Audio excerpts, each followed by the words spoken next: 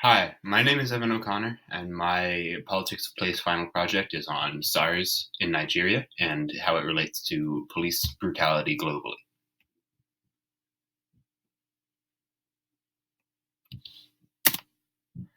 The Special Anti-Robbery Squad, or SARS, is a notorious Nigerian police force unit created in late 1992 to deal with crimes associated with robbery, motor vehicle theft, kidnapping, and firearms.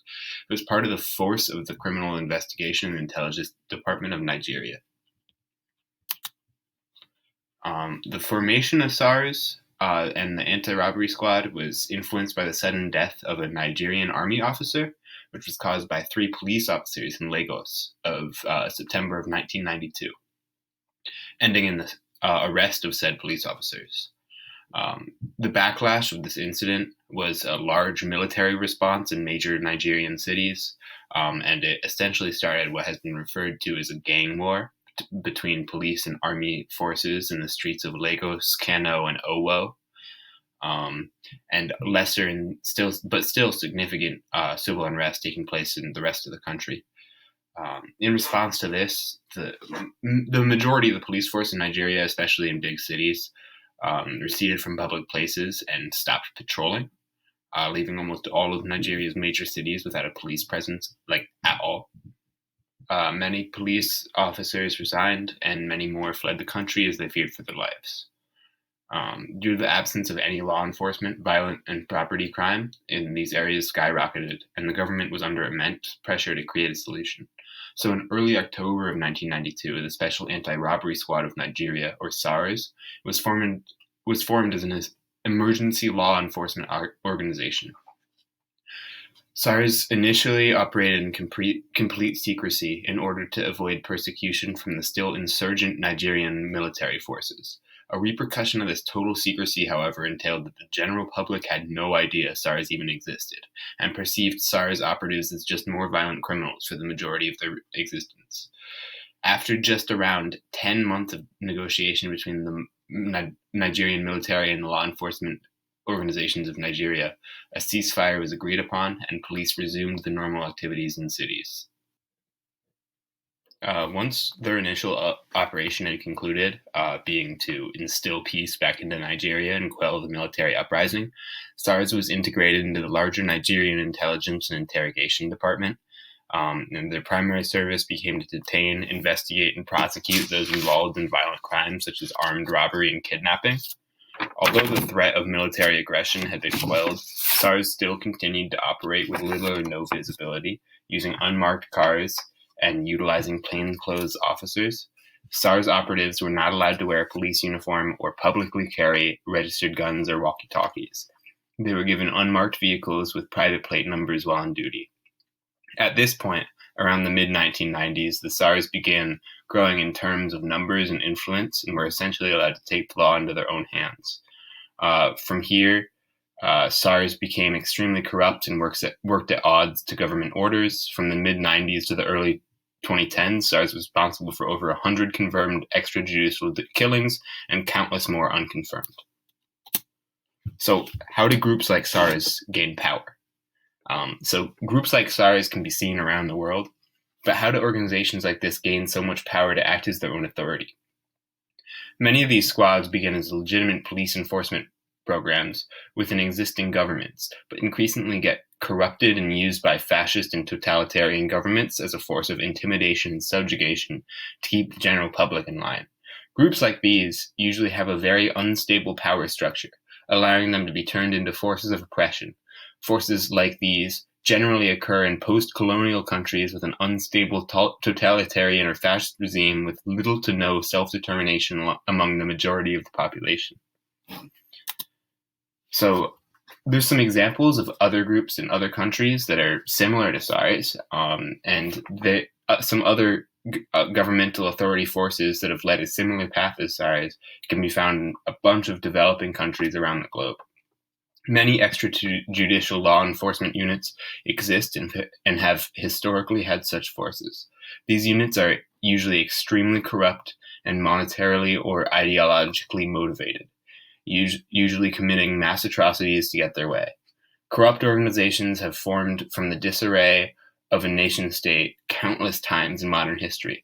Some of the most famous examples of these include in Turkey, during the Armenian genocide, there was a group called the Special Organization that was funded by the Young Turks, who were the revolutionary government of Turkey at the time, and they worked. They were the military force behind the Armenian genocide and worked at odds with the Ottoman Empire's government. Multiple separate groups like this sprung up during the Guatemalan Civil War, one of the most influential of these being the Eliseo Comandre, under the rule of Efrain Rios Montt. This military unit is the force behind the infamous Rabanal massacre, where millions of indigenous people were murdered.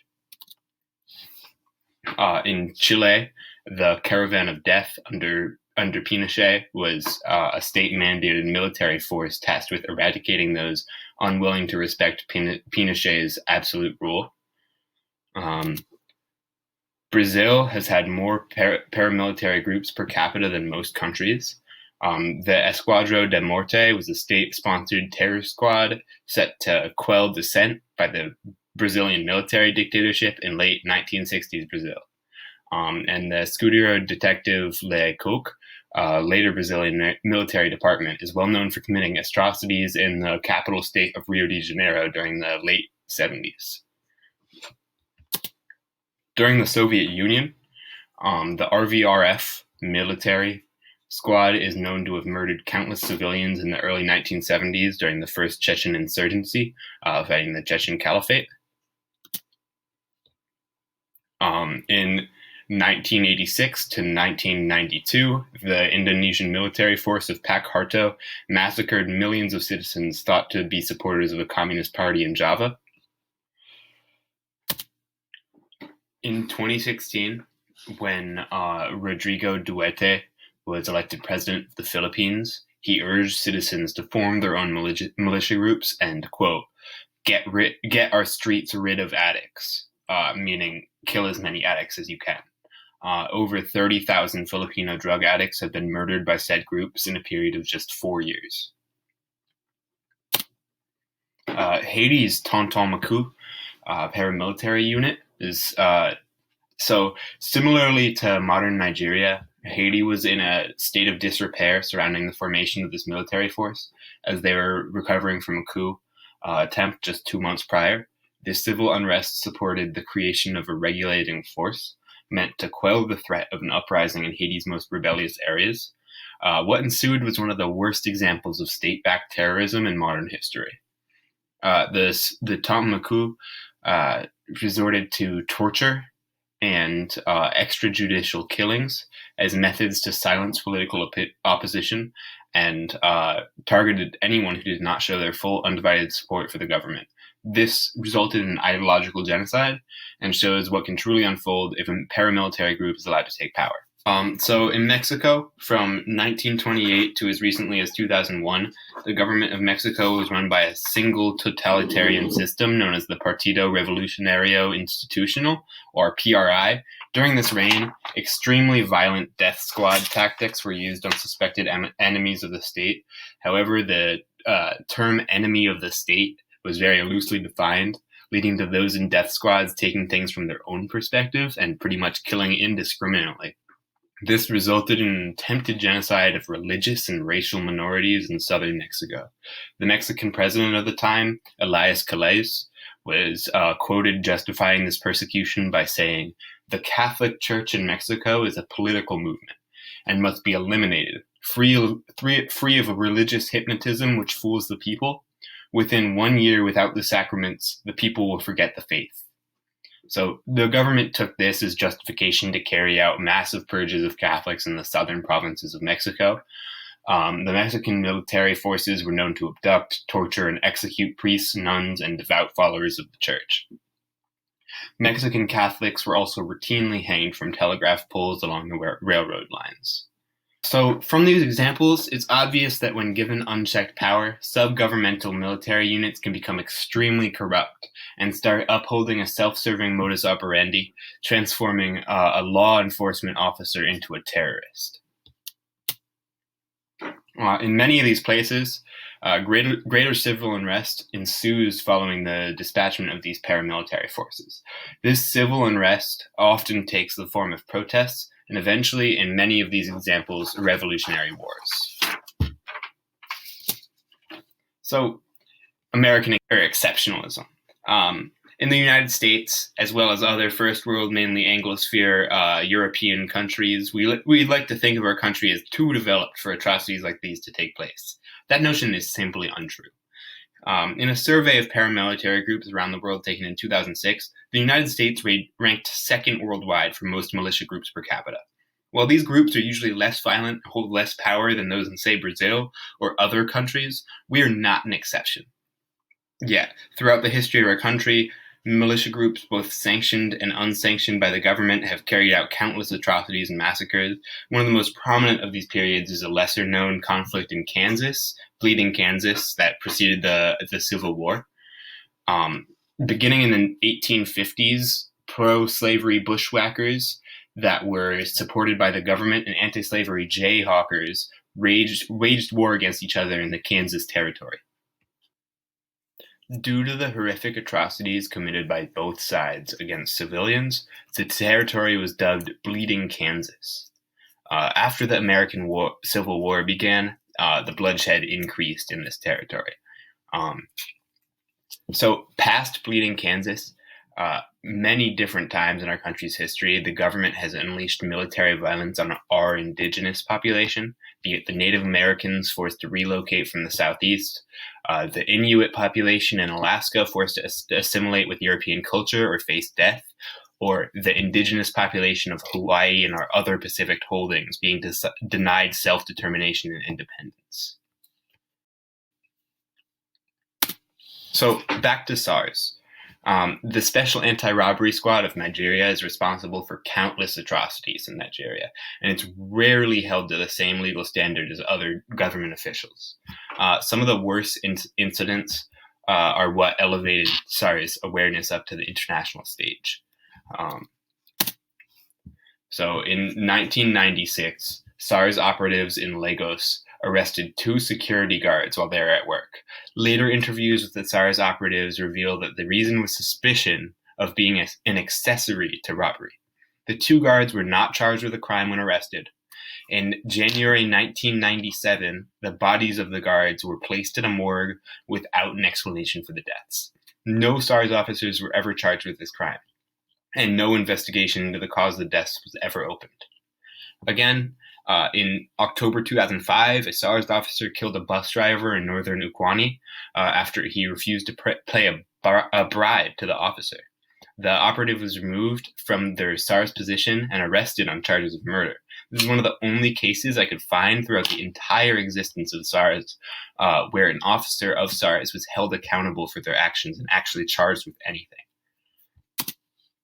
So in 2009, the SARS unit began to rapidly grow in officer numbers and authority. In late November of that year, SARS operatives began a raid on multiple Nigerian universities and colleges in order to target internet scammers and secret societies operating out of said universities. The SARS unit made several confirmed arrests of known internet traffickers, but in the process targeted and murdered over 20 innocent Nigerian students and professors.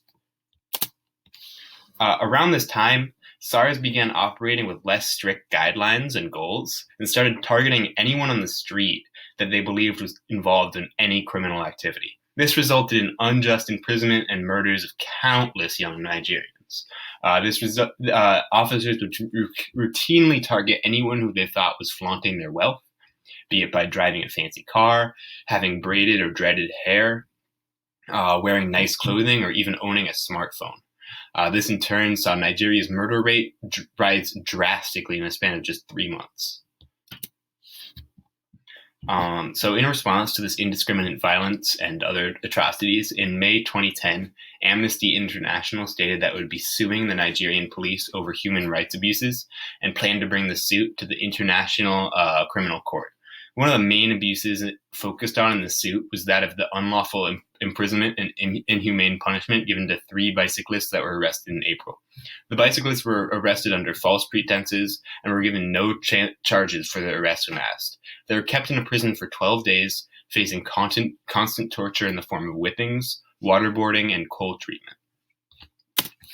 Due to all the civil unrest and police corruption taking place in Nigeria, protests and riots became widespread all across the country, even in small villages where SARS did not have much authority. The Nigerian response to these protests has been absolutely brutal. The government has come out to condemn these protests as criminal gatherings which blatantly disregard the law. In 2017, Nigerian activists, youth, and celebrities across the nation took to the streets in a peaceful protest to spread awareness of SARS brutality and extortions to demand its disbanding. The protests also moved to social media and used the hashtag #EndSARS.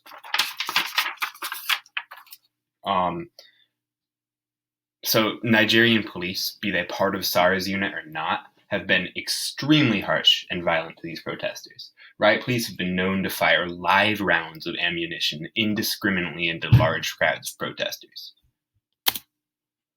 So, multiple times over the lifespan of the SARS unit, the Nigerian government has announced a ban on activities by SARS, and they've announced reforms on activities even more. Despite this, SARS has continued operations every single time, and in some cases, increased covert operations after the bans. So, one of the worst incidents in recent memory is on Saturday, on the 3rd of October in 2020, this year. A video showing a SARS police officer shooting a young Nigerian man in the south of the Delta state trended on Twitter. And it was alleged that the SARS operatives murdered the man after he refused to give them his car. The operatives were seen leaving the scene in the murder's man vehicle. The trending video caused public outcry on social media, especially on Twitter, and the #EndSARS hashtag started trending globally after that. So another is on Thursday, October 8th of 2020. Nationwide protests on #EndSARS started after weeks of outrage and anger, with videos and pictures showing police brutality, harassment, all sorts of things in Nigerian streets. The protests were led predominantly by young Nigerians in different cities, alongside with many activists and celebrities, and had global acclaim. These protests were immediately met with massive amounts of police brutality. The largest protest on this day was held in Ikeja, in the state of Lagos. 4 Nigerians were murdered at the hands of police during that day at various city protests. On October 11th of 2020, the protesters made a list of 5 demands to be met by the federal government of Nigeria. The demands, which were signed by Nigerian youth, demanded for the immediate release of all arrested during the protests, as well as justice and compensation for those who died through police brutality in Nigeria. They also demanded that an independent body be set up within 10 days to investigate and prosecute all reports of police misconduct. The prosecutors also asked for the psychological evaluation and retraining of SARS operatives before they are deployed to any other police unit. Last, they asked for adequate increase in the salaries for officers of the Nigerian police so that they can be adequately compensated for protecting lives and the property of citizens and are less likely to become corrupt.